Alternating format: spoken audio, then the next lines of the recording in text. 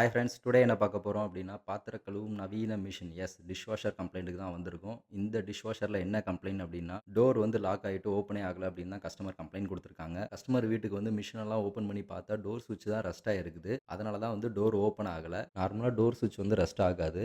ஏன் ஆயிருக்குன்னு செக் பண்ணி பார்த்ததுல கேஸ்கெட்டும் பிரச்சனை. கேஸ்கெட் எல்லாமே டேமேஜாக இருந்தனால தான் தண்ணி மேலே போய் டோர் சுவிட்ச் வந்து ரஸ்ட் ஆயிருக்கு. ஸோ ரெண்டுமே சேஞ்ச் பண்ணி தான் ஆகணும். டோர் சுவிட்சும் கேஸ்கெட்டும் சேஞ்ச் பண்ணி தான் ஆகணும். ஆனால் டோர் சுவிட்சும் கேஸ்கெட்டும் கையில் ஸ்டாக் இல்லை. ஆர்டர் போட்டு தான் வரணும்.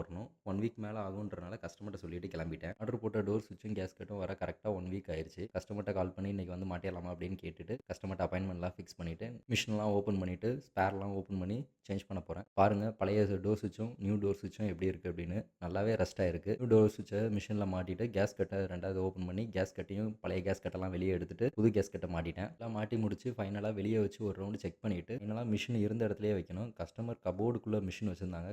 கரெக்டாக கபோர்டு ஒர்க் பண்ணி வச்சிருந்தாங்க. நான் வேற சிங்கிளாக போயிருந்தேன். ஸோ மிஷினை தூக்கி வைக்கிறதுக்குள்ளே போதும் போதும்னு ஆயிடுச்சு. ஒரு வழியாக இருந்த இடத்துலயே கரெக்டாக எல்லாமே ஃபிக்ஸ் பண்ணி முடிச்சுட்டு பைப் கனெக்ஷன்லாம் கொடுத்துட்டு ஃபைனலாக மிஷின் ஆன் பண்ணி ஒரு ½ அன் ஹவர் ரன் பண்ணி பார்த்தேன். ஏன் அப்படின்னா கேஸ்கெட்லாம் மாற்றிருக்கும். எங்கேயும் வாட்டர் லீக் வந்துடக்கூடாது. அதனால் ஒரு ½ அன் ஹவர் ரன் பண்ணி பார்த்தேன். மிஷின் பக்காவாக ரன் ஆச்சு. எங்கேயும் வாட்டர் லீக் எதுவும் இல்லை. கஸ்டமரையும் கூப்பிட்டு காமிச்சிட்டு பில்லிங் ப்ரொசீஜர்லாம் ஸ்டார்ட் பண்ணிட்டேன். பில்லிங் ப்ரொசீஜர்லாம் முடிச்சுட்டு நானும் கிளம்பிட்டேன். இந்த மிஷினுக்கு சர்வீஸ்க்கு எவ்வளோ வந்திருக்கும் அப்படின்னு உங்களுக்கு தெரிஞ்சிருந்தா கீழே கமெண்ட் செக்ஷனில் கமெண்ட் பண்ணுங்கள்.